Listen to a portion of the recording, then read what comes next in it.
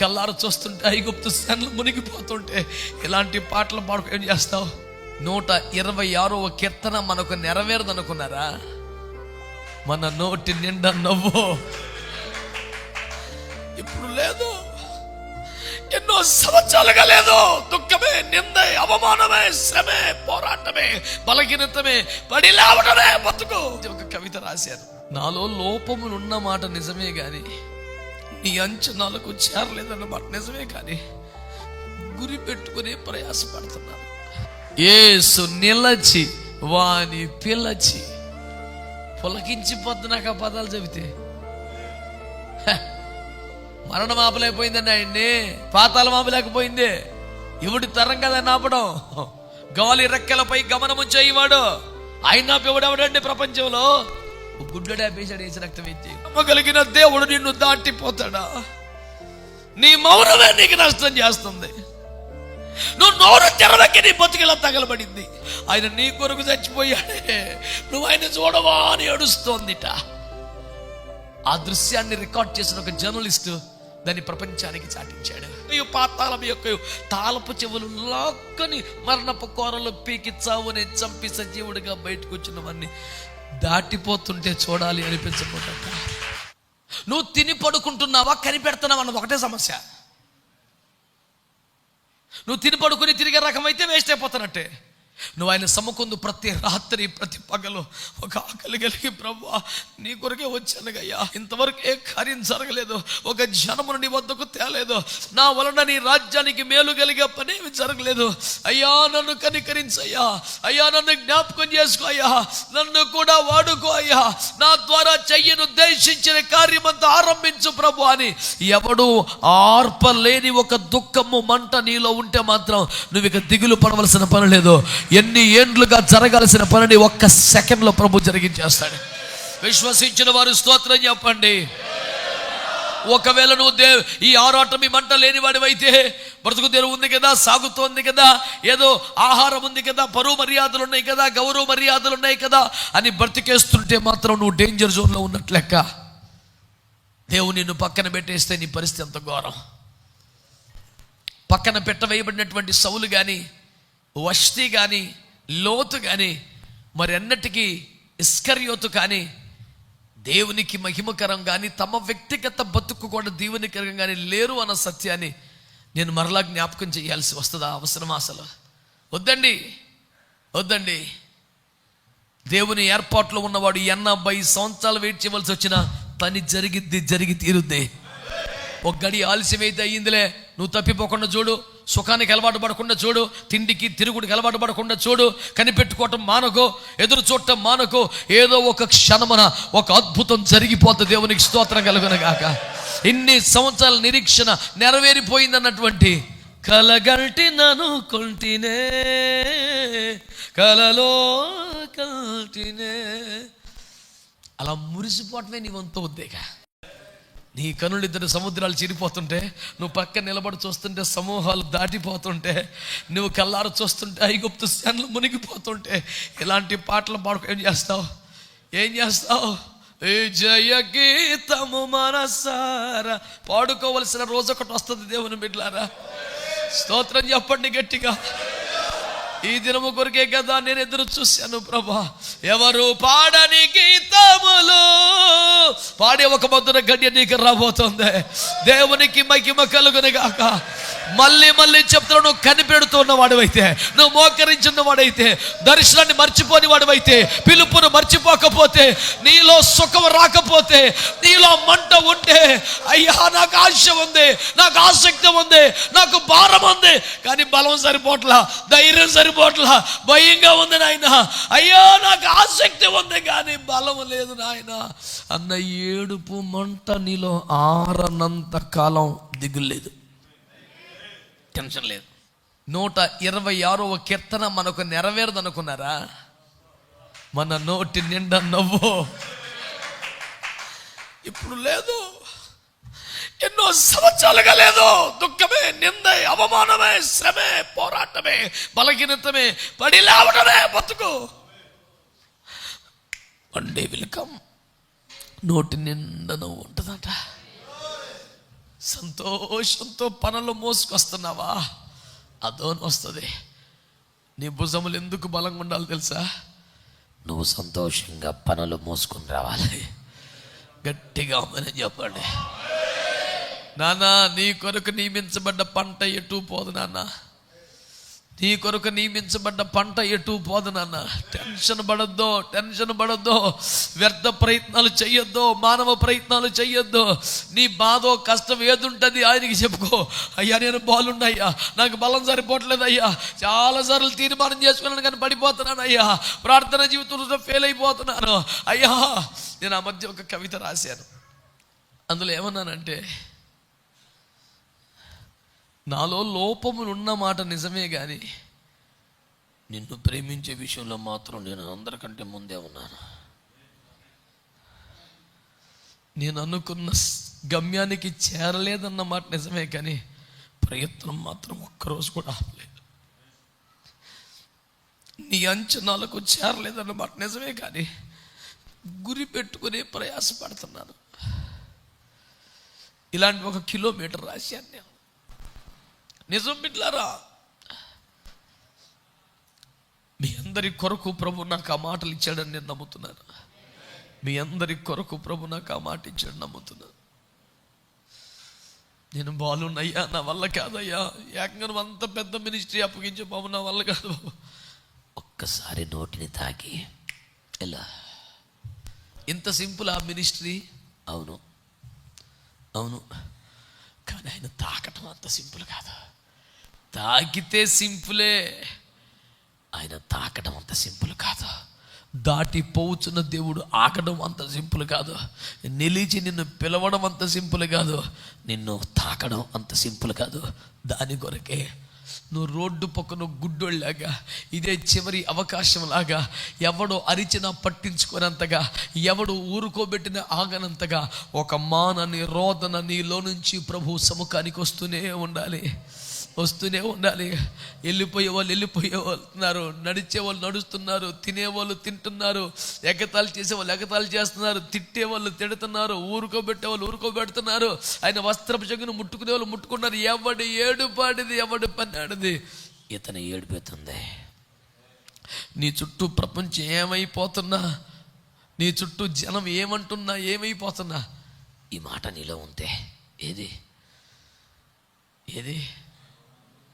దాటిపోని దేవుడా, నా కనికర సంపన్నుడా, నిత్యము విడనాడవు నీవు, తప్పక దీవిల్తూ. కీర్తనల గ్రంథంలో మాట చదివినప్పుడు, ప్రభువా నువ్వు నిత్యము మమ్మల్ని విడనాడుదువా, మన బొత్తిగా దిగనాడుదువా, లేదు నువ్వు మరలా మమ్మల్ని దర్శించేదవా అన్న మాట చదువుకున్నప్పుడు ప్రభు నాలో ఆ పాటను పుట్టించారు. జనులు యేసన్న గారి మీద ఉన్న అపార గౌరవంతో ఆ పాటనే పాడుతూ ఆశ్చర్యకరమైన ప్రేమను ఆరాధిస్తూ అలాగే ఈ 2-3 చరణాలు పాడుకున్నాను నేను. దాటిపోని దేవునికి ఒక స్తోత్రం చెప్పండి. ఆగిపోని కేకలేసే కృప కొరకై స్తోత్రం చెప్పండి. మానని ప్రార్థన ఆత్మ కొరకై స్తోత్రం చెప్పండి. విసుగక ప్రార్థించే కృప కొరకై స్తోత్రం చెప్పండి. మరిచిపోయి ప్రార్థించే కృపకై స్తోత్రం చెప్పండి. ఎవరేమన్నా ప్రార్థన మానని ఒక ఆత్మ కొరకై స్తోత్రం చెప్పండి. వాళ్ళు పెరుగక మొర్ర పెట్టగలిగితే, ఆగక ప్రార్థన చేయగలిగితే, దాటిపోతున్న దేవుని కొరకు అంగలార్పు చేయగలిగితే, యేసు నిలచి వాని పిలచి పులకించిపోద్దు. నాకు ఆ పదాలు చెబితే మరణం ఆపలేకపోయిందండి ఆయన్ని, పాతాళం ఆపలేకపోయింది. ఎవడి తరం కదా నాపడం, గాలి రెక్కలపై గమనము చేయవాడు ఆయన ఎవడెవడండి ప్రపంచంలో? ఒక గుడ్డడు ఆపేశాడు, వేసి రక్తం ఏం చేయం. ఒక అడుక్కునుడు ఆపేశాడు, వేసి రక్తం ఏం చేయం. మరణానికి దమ్ముందా, సమాధికి దమ్ముందా, పాతాళానికి దమ్ముందా, బండరాయికి దమ్ముందా, పిలాతు పెట్టిన సంఖ్యలకి దమ్ముందా, పెట్టిన బెట్టాలనికి దమ్ముందా? ఎవడికి లేదో. కన్నీరుగా ప్రార్థన చేసి నీకుందా? కొడితే మంచి కొట్ట. అది ఎప్పుడో కాదు ఈ పగలే, అది ఎప్పుడో కాదు ఈ కూడికే. నిన్ను దాటిపోకూడదు ఆయన. నీ మధ్యలో ఉన్నాడా లేదా? దిగి వచ్చాడా లేదా, సంచరిస్తున్నాడా లేదా, నీ గుండెల్లోకి చూస్తున్నాడా లేదా, నీ భయము తెలీదా, నీ దుఃఖము తెలీదా, నీ వేదన తెలీదా? ప్రేమ కలిగిన దేవుడు నిన్ను దాటిపోతాడా? నీ మౌనమే నీకు నష్టం చేస్తుంది. నువ్వు నోరు తెరవకే నీ బతుకిలా తగలబడింది. నువ్వు అడగకే పొందుకోవట్లేదు రా బాబు అని యాకోబు అపోస్తలుడు గోలబెట్టి చెప్పాడు. నువ్వు అడిగితే ఇవ్వనా నేను? నువ్వెందుకో సైలెంట్ అయిపోయావు. సేవ అలాగే చచ్చింది, కుటుంబం అలాగే చచ్చింది, నీ ఆరోగ్యం అలాగే చచ్చింది, నీ అంతరంగం అలా చచ్చింది. అయినా నీకెందుకో దుఃఖం రాట్లా, నీకెందుకో నోరు పెరగట్లా. ఇన్ని సంవత్సరాలను ఒక మంచి అభిషేకం పొందలా, ఒక వరాన్ని పొందలా, ఒక కృప పొందలా, ఒక సాక్ష్యం పొందలా. ఎట్ట పడుకుంటున్నావయ్యా? దాటిపోతున్నాడు రా బాబు, ఏడో.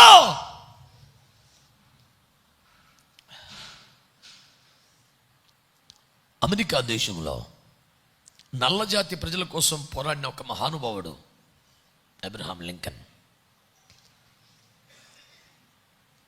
అమెరికాలోని తెల్లవారితో సమానంగా అమెరికాలో ఉంటున్న నల్లవారికి కూడా సమాన హక్కులు వచ్చేలాగా పోరాడాడు, సాధించాడు.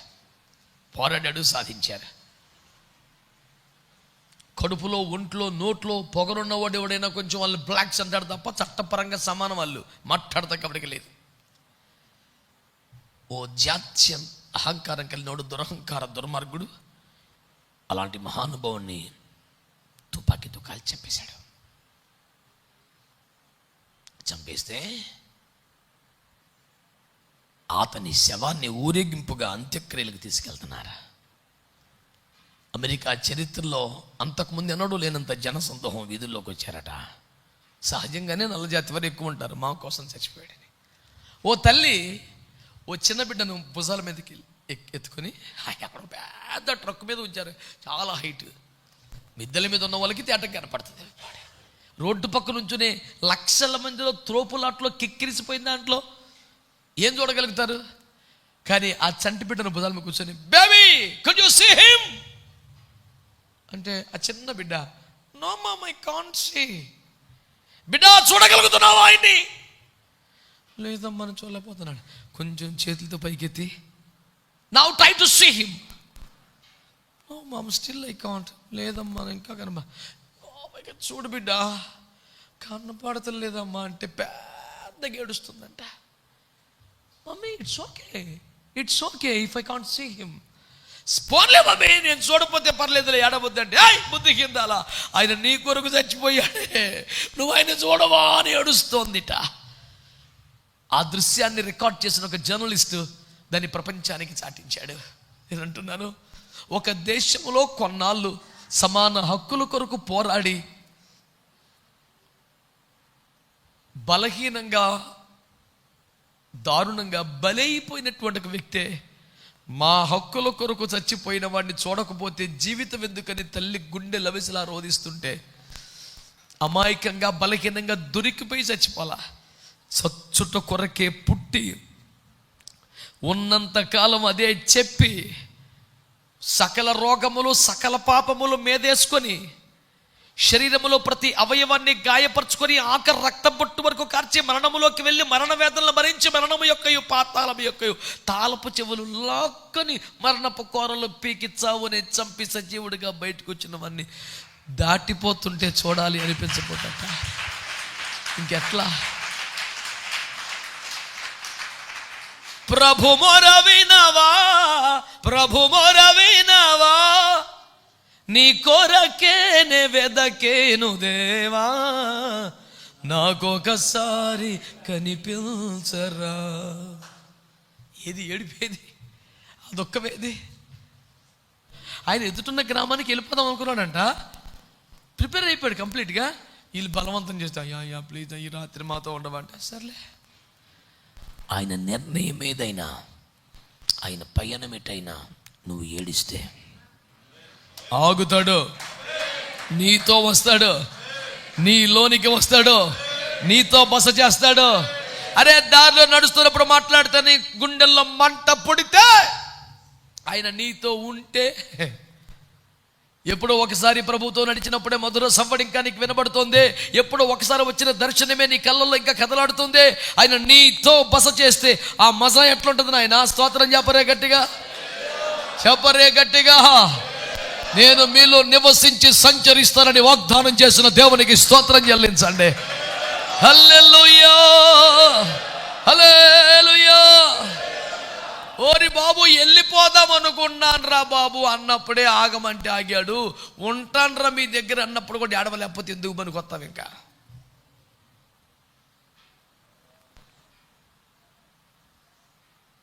ఇట్టి మహిమకరమైన సేవ అంతా ఒక్క దాంతో జరిగింది. ఒక్కసారి తాకితే, ఒక్క మాట ఇస్తే. ఆయనకి వాక్యం రాదా? బాగా చెప్పలేడా? ఊర్లు తాళాలేసి అడవిలోకి వెళ్ళేవాళ్ళంట. ఆయన ప్రసంగ సామర్థ్యం అది. కటౌట్లు లేవు, ఛానల్ లేవు, ఫేస్బుక్ ప్రోమోస్ లేవు, ఏమీ లేవు. అలాగని మంచి జనం ఉన్న సెంటర్లో చూసి మంచి హాల్ తీసుకొని పెట్టలేదు. అన్యమునున్న యోహాను యొద్దకు యెహోవా వాక్యము వచ్చెను, జనములు అక్కడికి వెళ్ళి చూడారు. స్తోత్రం చెప్పరే. నీ దగ్గర ఒక మాట దేవుని వద్ద నుండి వస్తే నీకెందుకు భయం? స్తోత్రం చెప్పరే. ఆయన దగ్గరికి వాక్యం వచ్చిందంట. ఎవరు వచ్చారంట? వాక్యం వచ్చిందంట. యోహాను యొద్దకు యెహోవా వాక్యము వచ్చెను. బాలాకరాజు వచ్చాడు, ఊపి తబ్బిపోతున్నాడు పిల్లం. నువ్వు లెక్కండి, యేసుప్రభు నా దగ్గర ఉన్నాడు.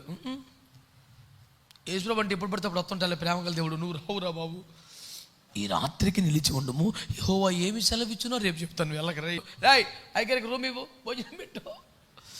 ఈడు పరిచర్లన్నీ ఎవరికే? బాలాకే. ఆడు బంగారం ఇస్తానంట. బంగారం మండిపోను. యేసయ్య ఎవరు మరి? ఈ ప్రపంచంలో ఉన్న బంగారం, ఈ ప్రపంచంలో ఉన్న వెండి, ఈ ప్రపంచంలో ఉన్న ప్లాటినం, ఈ ప్రపంచంలో ఉన్న వజ్రాలు, ముత్యాలు, నన్ను మధ్యాహ్నం, ఇవన్నీ కలిపితే కూడా ఆయన సమానమా? స్తోత్రం చెప్పరే. శరీరారెవరు?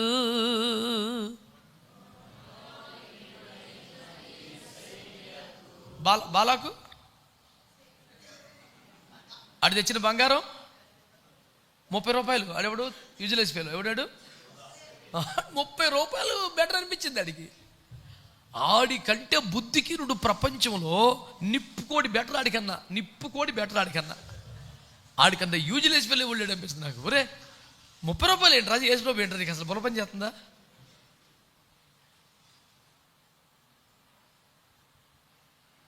కనీసం పరిశుద్ధత, హృదయము, పరలోక ప్రత్యక్షత ఏమీ లేకపోయినా కనీసం ఒక 300 కోట్లను అడగాలి కదరా. చీపులో దరిద్రానికి హీనపక్షం అట్లీస్ట్ 30 రూపాయలు ఇస్తే అది చేసుకో. సరిపోల్చగలనా? ఆయన రేంజ్ అది. ఆడేదో పేక బిగించుకున్నాడు కానీ మొత్తం అంతా నాశనం అయిపోయింది ఎప్పుడు. ఆడు కడుపు నుండి డబ్బు, విషము, దరిద్రం. యేసుప్రభు లేడు కదరా, అంతే నాశనం అయిపోతాడు. సత్యాన్ని, వాక్యాన్ని దేవుడు నమ్మేసుకుంటావట్రా సైతానా? ఆ ప్రధాన యాజకులు సింపుల్గా ఏమన్నారు? నాకు వద్దు బాబు నిరపరాధి రక్తం, మాకు సంబంధం లేదు, నువ్వే ఉంచుకో, ఏమన్నా చేసుకో. మిగిలింది ఏంటి? చిరస్థాయిగా అఖిల్ దమా, రక్త భూమి. ఏం చేసుకుంటాకరా? నాకు అన్నిటికన్నా ఒక పదం మాత్రం భయంకరం అనిపిస్తుంది అపోస్తుల్లో. యూదా తన చోటికి పోవుటకు సిద్ధపరుచుకున్నారు. ఆడు చోటదంట. ఆడి చోటుకాడు వెళ్తాక తిప్పలు పడుతున్నాడంట. అయ్యా, మన గమ్యాన్ని, గురిని మార్చుకోవాలి. మనం అది మన చోటు. దేవునికి స్తోత్రం కలుగునగా.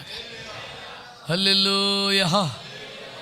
యేసుని వెంబడిల్తునని నేడే గాని నిశ్చయించితిని, నెవెనుదిరుగల్ వెనుకాడల్ నేడేసుడే పిల్చిన, నా ముందు సిలువ, నా వెనుకలో కాశ, నాదే దారి, నా మనసులో ప్రభు, నా చుట్టూ విరోధులు, నాదే దారి, నెవెనుదిరుగల్ వెనుకాడల్ నేడేసుడే పిల్చిన సుదినం. బొబ్బిలి దగ్గర ఒక గ్రామాన్ని నన్ను సభలకు ఒక 10 ఏళ్ల క్రితం పిలిస్తేనండి, పాటలు ఇక పాడతాము అనంగా కరెంటు పోయింది. తిప్పలు పడి జనరేటర్ తెచ్చారు, పెట్టారు. సురేష్ విల్లు 2 పాటలు పడాడు. ఇక నన్ను పిలిచారు, నేను మెల్లిగా ఎక్కబోతున్న స్టేజి. జనరేటర్ పెద్ద శబ్దంతో కాలిపోయింది. కరెంటు పోయింది, జనరేటర్ కూడా పోయింది. ఇప్పుడు నేను చీకట్లో స్టేజ్ మీద ఉన్నా. ప్రజలందరూ ఇలాగే నవ్వుతున్నారు అందరూ. నాకు మాత్రం దుఃఖం వస్తుంది. ఏంటయ్యా ఇంత ప్రార్థన చేసుకుని వచ్చాం, మీకు అందరికి నవ్వు వచ్చినట్టు నాకు రాలా, ఏడుపు వచ్చింది. ఏంది ప్రభా ఇది, పాప కరెంటు పోయింది, జనరేటర్ పోయింది, ఏంటయ్యా పరిస్థితి. నాకు ఒక రోషం వచ్చింది. కరెంట్ లేకపోతే జనరేటర్ లేకపోతే చేపలం ఏంది వాక్యం అనిపించింది.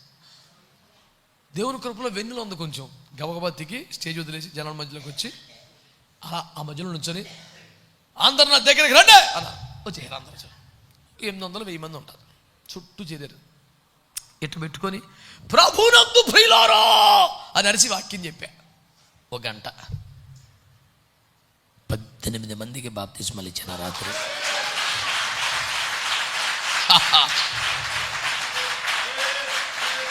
హల్లెలూయా.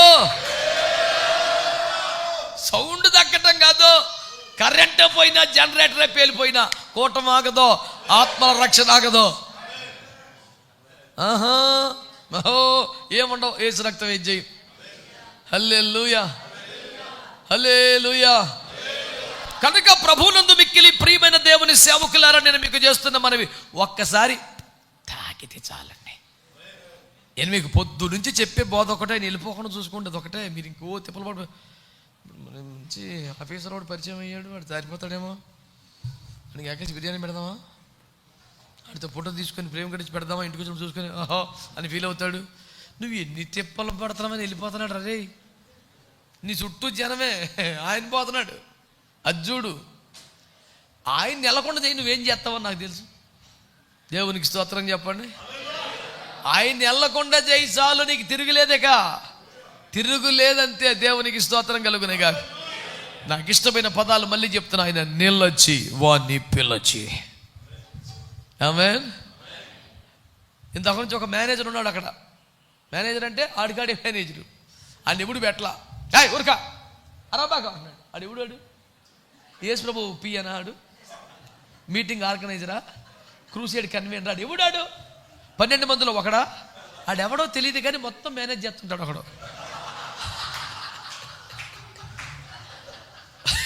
ప్రతి చోట ఉంటాడు అలాంటి ఒకడు. మనం చూస్తే మినిస్ట్రీ అంతా ఆడినేమో అనుకుంటాం. అసలు ఆడికి మినిస్ట్రీకి సంబంధం ఉండదు. ఉత్తి అడవుడిగాడు, గాలి చేతర కొట్టు పొట్టట్టు ఎగురుతుంటుంది అంతే. మీకు అర్థమైందా? ఎంటకోల నమస్తే సలాం కూడా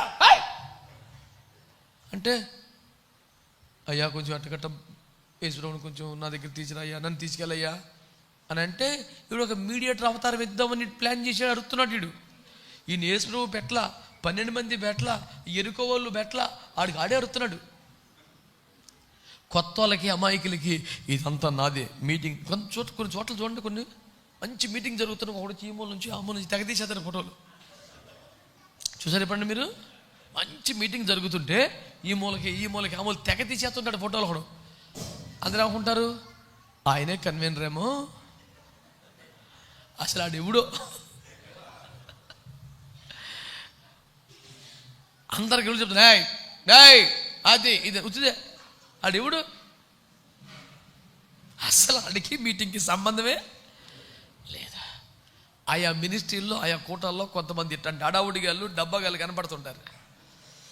యేసు ప్రభు కరెక్ట్గా సెట్ చేశాడు అన్ని. ఈ అడావుడి కానీ కేకేసాడు, రే ఇట్రారా అన్నాడు. ధర్మాయ్ అరవబాకు అంటే ఈడేం పట్టించుకోవట్లేదు. యేసు ప్రభు రే ఇట్రా అన్నాడు. చూసా, అది మరి జీసస్ కాల్స్. నన్ను పిలిచాడు యేసు ప్రభు అన్నాడు. అంటే ఈడు మంచి రేంజ్కి వెళ్తే ఇక చేయబట్టుకుని నన్ను తీసిరా అన్నాడు. ఈడు నన్ను కదా కేకేశాడు అనుకున్నాను, నిన్ను పట్టుకొత్తాకి పెట్టాడంట నన్ను.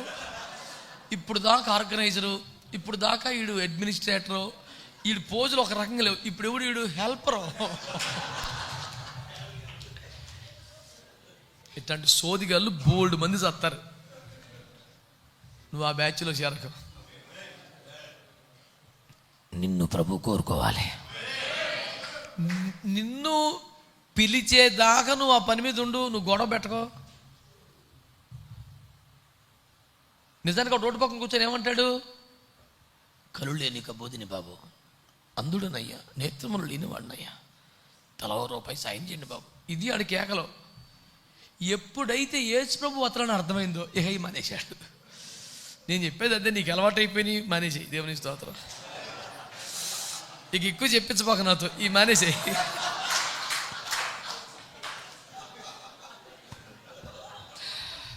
ఒక్కసారి నా ప్రభు నేను పిలిచి అట్ట అట్ట టచ్.